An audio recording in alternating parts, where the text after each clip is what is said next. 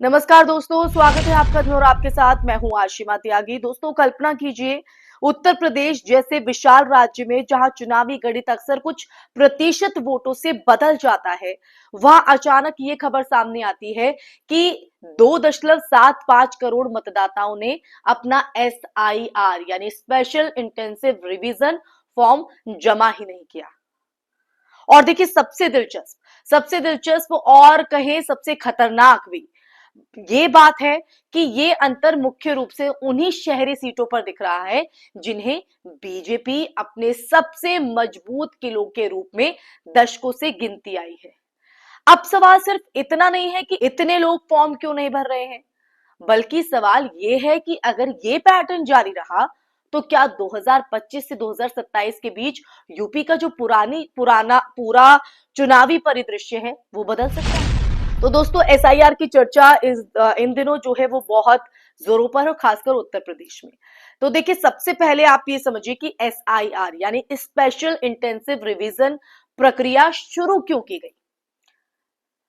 कहा गया है कि मतदाता सूची को अपडेट किया जाएगा, मृतकों के नाम हटेंगे, डुप्लीकेट पहचानें सुधरेंगी और जिनका पता बदल गया है उन्हें सही स्थान पर चढ़ाया जाएगा। ये जो मंशा है वो उसके पीछे की बताई है। कागज पर ये बेहद तार्किक और जरूरी कदम लगता है, आपको सुनने में भी लगा होगा, क्योंकि 25 करोड़ की आबादी वाले यूपी में मतदाता सूची हमेशा से विवादों का विषय रही है। लेकिन वास्तविकता में ये जो प्रक्रिया है वो जितने पारदर्शी मकसद से घोषित की गई थी, उतने ही अपारदर्शी ढंग से लागू होती दिख रही है।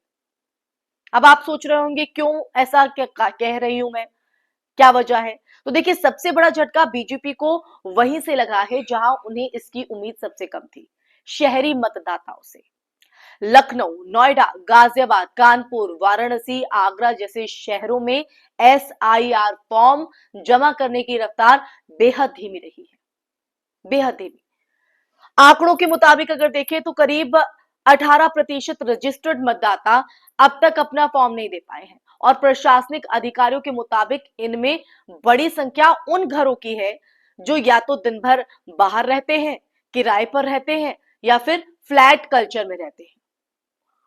यानी वो शहरी मध्यम वर्ग जो हाल ही के सालों में बीजेपी का सबसे मजबूत ब्लॉक जो वोट ब्लॉक है वो माना जाता रहा है। अब इसका राजनीतिक अर्थ आप समझिए दोस्तों, अगर SIR प्रपत्र समय पर जमा नहीं होने के कारण बड़ी मात्रा में नाम हटते हैं तो नुकसान सबसे पहले उस पार्टी को होगा जिसके शहरी समर्थक सबसे ज्यादा है कि नहीं। अब आप समझिए, और यूपी की वोटिंग हिस्ट्री ये बताती है कि बीजेपी को ग्रामीण की तुलना में शहरी क्षेत्रों से कहीं ज्यादा निर्णायक बढ़त मिलती रही है। वो कोर वोट है, यानी SIR की प्रक्रिया जो है जिसका उद्देश्य तकनीकी सुधार बताया गया था, अब खुद बीजेपी के लिए राजनीतिक संकट बनकर जो है वो सामने आ रही है। अब ऐसा क्यों है, इसके पीछे की वजह क्या है।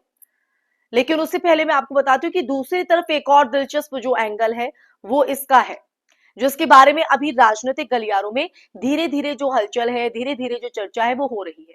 कई विपक्षी दलों का यह मानना है कि SIR प्रक्रिया शहरों से ज्यादा प्रभावी ढंग से लागू ही इसलिए नहीं की जा रही है ताकि बीजेपी शहरी मतदाता सूची में गैर उपस्थित लोगों के नाम बाद में हटवा सके। विपक्ष इसे साइलेंट डिलीटिंग कह रहा है। हालांकि इस दावे का कोई पुख्ता प्रमाण नहीं है, ये मैं जरूर कहूंगी, लेकिन इस तरह की जो आशंकाओं के बीच ये जो तथ्य हैं वो चिंताजनक हो जाते हैं। चिंताजनक इसलिए कि फॉर्म जमा ना होने वालों की संख्या करोड़ों में पहुंच चुकी है दोस्तों, करोड़ों में। अब समस्या देखिए, समस्या सिर्फ संख्या की नहीं हो गई है बल्कि टाइमिंग की है। नगर निकायों की गतिविधियां, नगर निगमों में मतदाता सूची की लंबी खामियां और फ्लैट कल्चर में वेरिफिकेशन की दिक्कतें, ये जो सारी परेशानियां हैं वो ऐसे सामने आ रही हैं दोस्तों, ऐसे सामने आ रही है जब यूपी में अगले चुनावों की जो तैयारियां हैं वो तेज होने वाली हैं। अगर जनवरी फरवरी 2026 तक पुनरीक्षण पूरा नहीं होता तो करोड़ों मतदाताओं का जो चुनावी अधिकार है वो संकट में पड़ सकता है, जिसका सीधा असर चुनावी नतीजों पर होगा। और ये जो स्थिति है वो किसी भी पार्टी के लिए, देखिए किसी भी पार्टी के लिए खतरनाक है, लेकिन बीजेपी के लिए कहीं ज्यादा, क्योंकि उसकी जो शहरी बढ़त थी उसका थ्रू पुट इंजन मानी जाती है। अब इसके अलावा आप देखिए बीजेपी की अगर हम बात कर रहे हैं तो इसके अलावा बीजेपी की जो अंदरूनी बयानबाजी पर भी नजर डालना जरूरी हो जाता है। पार्टी के कई पदाधिकारी खुले तौर पर यह कह रहे हैं कि जो एसआईआर है, एसआईआर की धीमी प्रगति वोटर लिस्ट को लेकर अनावश्यक भ्रम पैदा कर रही है। वहीं कुछ कार्यकर्ताओं की बात करें तो कुछ जो कार्यकर्ता हैं उनकी शिकायतें हैं कि लोगों को ये लगता है कि ये कोई सरकारी जांच या टैक्स संबंधी प्रक्रिया है, इसलिए वो इससे बच रहे हैं क्योंकि उन्हें इस बारे में जानकारी नहीं है। यानी जनता की जागरूकता भी इस संकट को और जटिल बना रही है। तो अगर देखा जाए एक तरह से तो बीजेपी के लिए कहीं ना कहीं ये मुश्किल बनती नजर आ रही है। अब बात करते हैं भविष्य की तस्वीर की। अगर एसआईआर में फॉर्म जमा न करने वाले वोटर में से बड़ी संख्या टेक्निकल रीजंस के चलते, जी हां, टेक्निकल रीजंस के चलते हट जाती है तो वो सीधे सीधे विपक्ष को बढ़त दिला सकती है। यानी इससे विपक्ष को फायदा होता दिख रहा है क्योंकि कम से कम शहरों की 120 से ज्यादा सीटों पर, वहीं अगर सरकार दबाव में आकर वेरिफिकेशन में ढील देती है, उसमें थोड़ी लीनियंसी लाती है, तो विपक्ष आरोप लगाएगा कि एसआईआर का पूरा मकसद बीजेपी के अनुकूल वोटर लिस्ट तैयार करना था।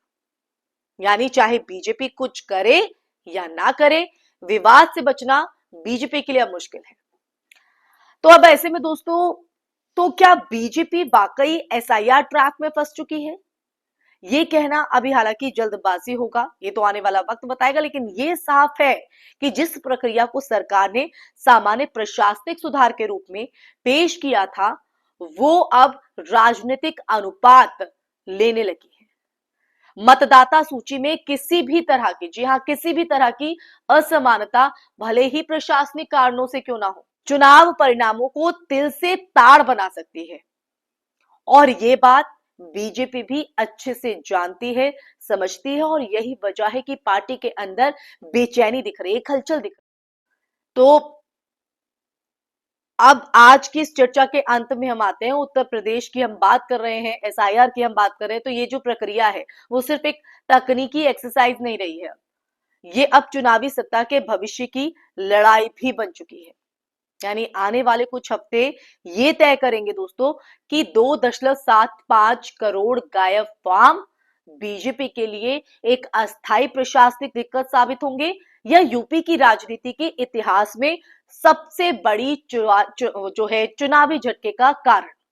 और याद रखिए, आप ये भी याद रखिए कि भारत में चुनाव सिर्फ बैलेट की लड़ाई नहीं होते हैं, बल्कि डेटा, डेमोग्राफी और जो है डिस्कनेक्शन की भी लड़ाई होते हैं। एसआईआर ने इन तीनों का को जो है एक साथ लाकर खड़ा कर दिया। अब देखना यह है कि किसके पक्ष में ये वजन झुकता है, सत्ता में बैठे दिग्गजों के या उन करोड़ों लोगों के जिन्होंने अभी तक एक साधारण सा फॉर्म भरने में भी रुचि नहीं दिखाई। इसी के साथ दोस्तों इस चर्चा में फिलहाल के लिए बस इतना ही। ये चर्चा आपको कैसी लगी और ये जो सच्चाई आपके सामने आज इस चर्चा के माध्यम से हमने रखी है, इसको सुनने के बाद आपके मन में क्या विचार है, एसआईआर को आप किस तरह से देखते हैं, कमेंट बॉक्स में कमेंट करके जरूर बताइएगा दोस्तों। फिर हाजिर होंगे ऐसे ही मुद्दा लेकर, तब तक के लिए अपना ख्याल रखिए। जय हिंद, जय भारत, नमस्कार।